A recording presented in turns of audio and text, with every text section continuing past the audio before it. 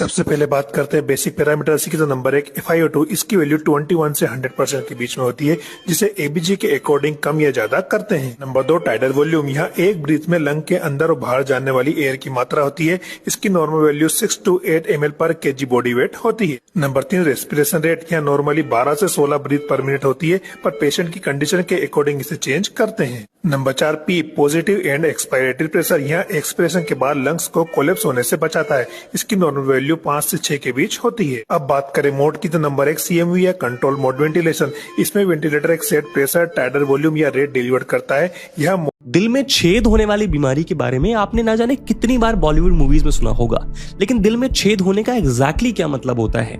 देखिए, प्रेगनेंसी के 4th week के बाद बेबी के हार्ट के अंदर सेप्टम यानी वॉल्स बनना शुरू होती हैं, और ये वॉल्स हार्ट को 4 पार्ट्स में डिवाइड कर देती हैं। Left atrium, right atrium, left ventricle और राइट वेंट्रिकल।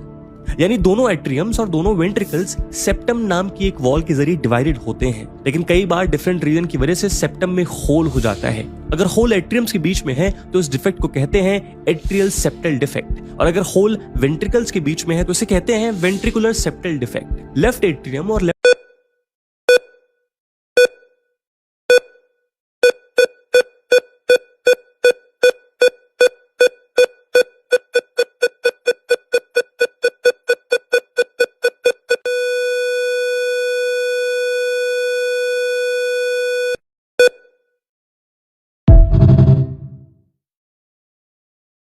दिल में छेद होने वाली बीमारी के बारे में आपने ना जाने कितनी बार बॉलीवुड मूवीज में सुना होगा, लेकिन दिल में छेद होने का एग्जैक्टली क्या मतलब होता है?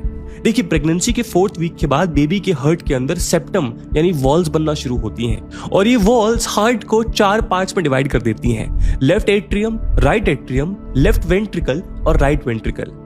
यानी दोनों एट्रियम्स और दोनों वेंट्रिकल्स सेप्टम नाम की एक वॉल के जरिए डिवाइडेड होते हैं, लेकिन कई बार डिफरेंट रीजन की वजह से सेप्टम में होल हो जाता है। अगर होल एट्रियम्स के बीच में है तो इस डिफेक्ट को कहते हैं एट्रियल सेप्टल डिफेक्ट, और अगर होल वेंट्रिकल्स के बीच में है तो इसे कहते हैं ventricular septal defect. Left atrium और आज का हमारा टॉपिक है डिफरेंट नर्व इंजुरी से होने वाले पेरिफेरल प्रॉब्लम्स। इसको हम रामू के नाम से बेसिकली पढ़ते हैं। रामू में R is the radial, A is the axillary, M is the median and U is the ulnar. तो यहाँ पे 3 नर्व तो मैंने मेंशन किया पिक्चर के अंदर, जिसमें रेडियल आपको दिख रही है, मीडियन और अल्नर दिख रही है।